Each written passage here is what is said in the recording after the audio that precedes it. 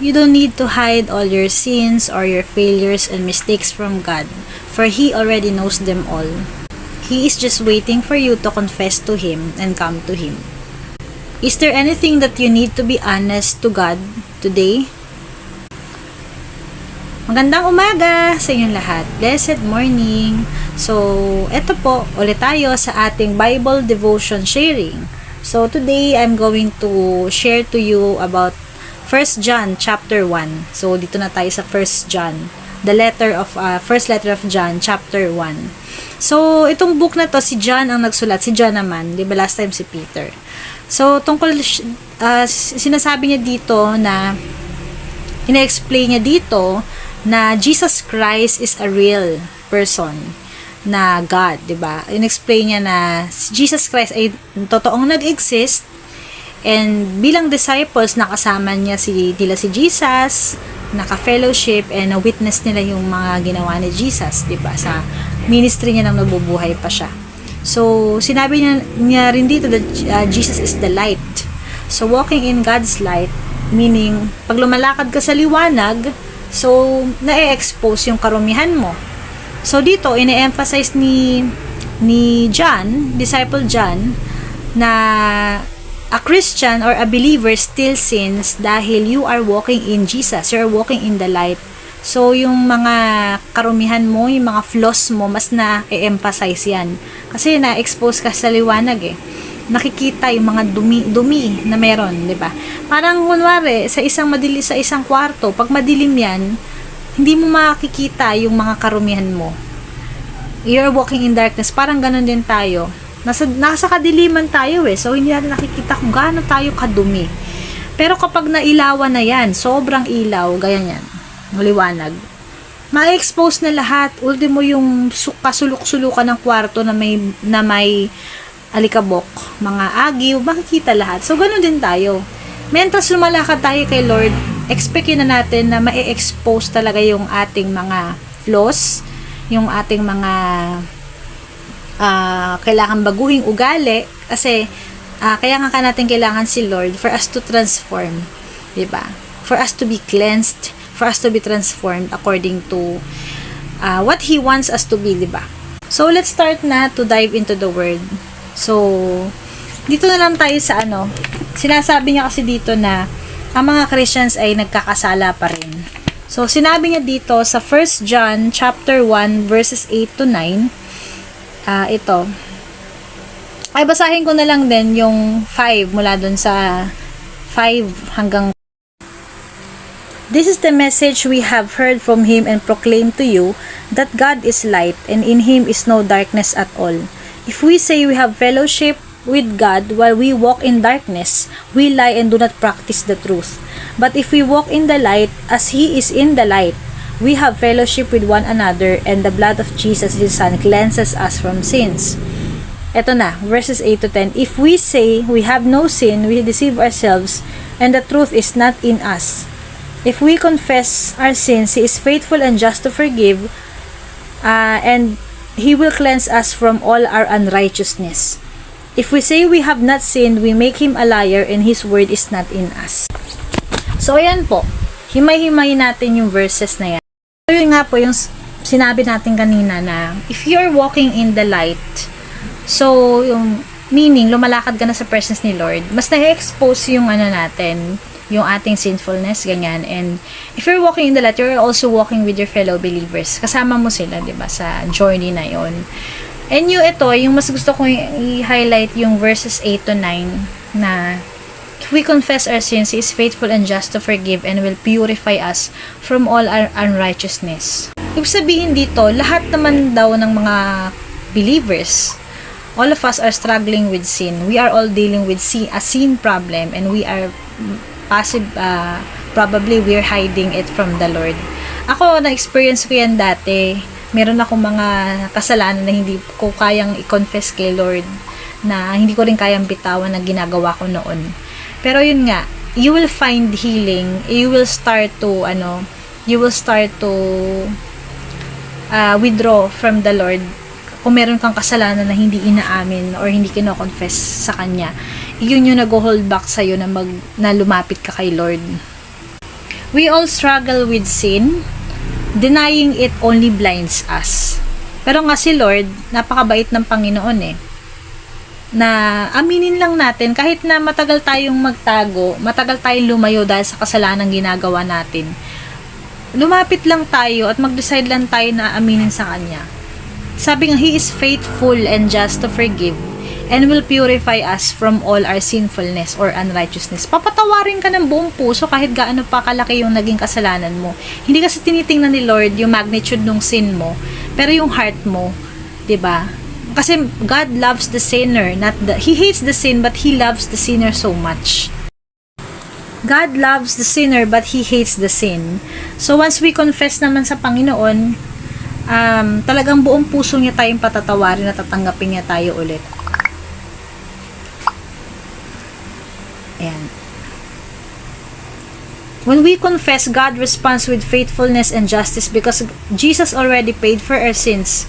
He doesn't just forgive, He cleanses our hearts. Hindi lang po tayo basta patatawarin.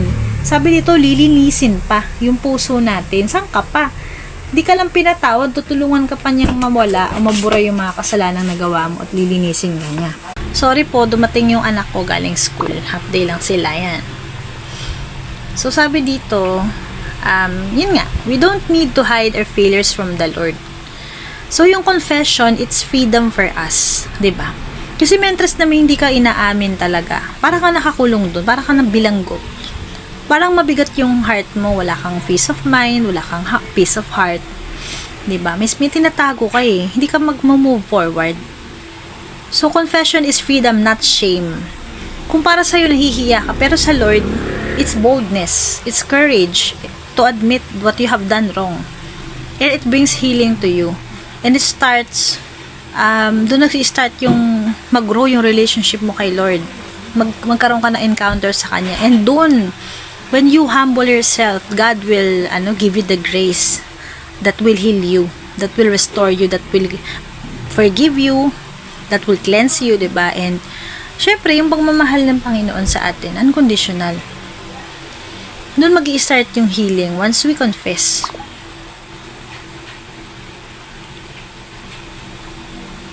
God meets honesty with mercy. His forgiveness is constant, dependable, and complete. So, we don't heal by hiding yung ating mga kasalanan. We heal by coming out into the light. We heal when we decide to confess and expose our sinfulness before God. And yung humility, it brings healing. It gives, when we humble ourselves, God gives His grace, diba? Sabi nga, God opposes the proud but gives grace to the humble. He never asks for perfection, only the truth.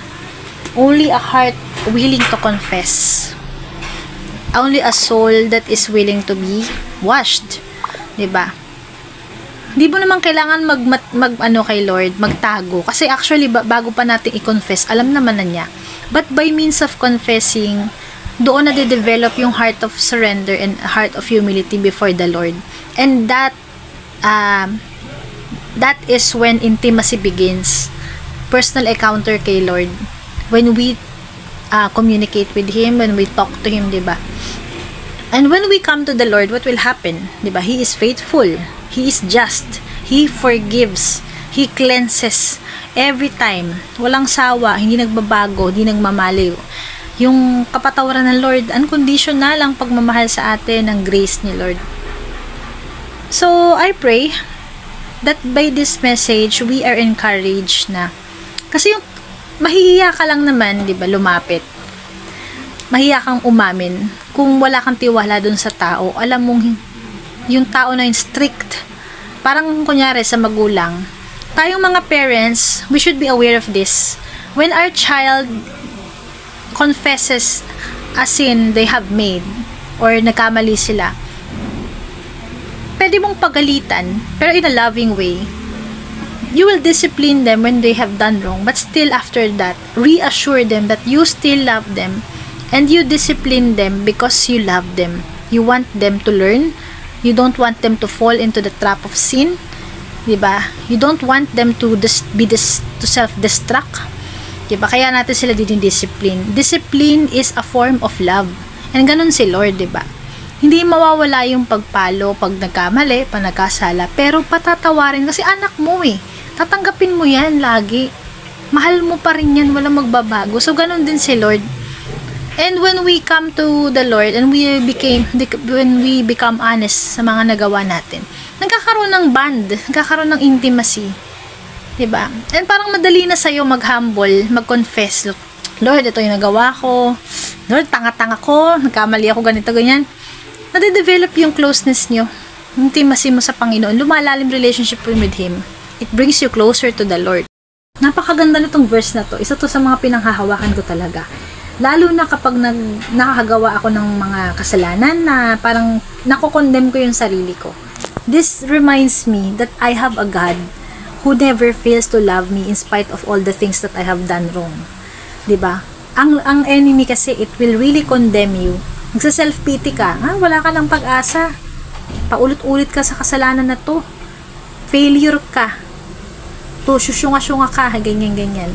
Pero si Lord, hindi ganun. Hindi niya tinitingnan yung mga pagkakamali natin. He still hugs us, embraces us lovingly, and He will assure us na, you are my child no matter what happened.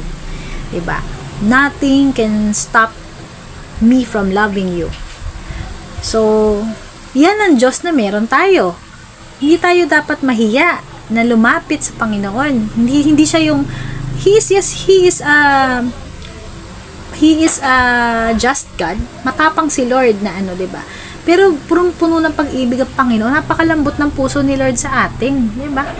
Nagawa nga yung sacrifice sarili niya anak to save us. Syempre yung authority or yung katapangan ng Diyos dahil galit siya sa kasalanan. Pero not the sinner. Yung sinner is mahal na mahal niya yan, diba? But He decided to give His only Son just to save us, diba? For us not to go to hell. So, yun ang Diyos na meron tayo. At dapat mapanatag na tayo that whenever we come to God, we can confess everything to Him. Lahat ng nilalaman ng puso mo, lahat ng pinagdadaanan mo, because He truly understands. And He cares, and He loves us. And He will be the one to heal us completely and restore us. Ayan, so sana naka-encourage po ito just like this verse.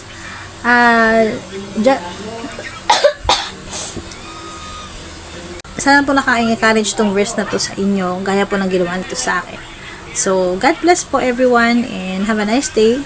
So, lapit na ang Christmas, mga busy na ang lahat, pero I pray na wag tayong makalimot kay Lord. We are celebrating the season for Him, di ba? And He is the ultimate reason for this season. Bye-bye. God bless.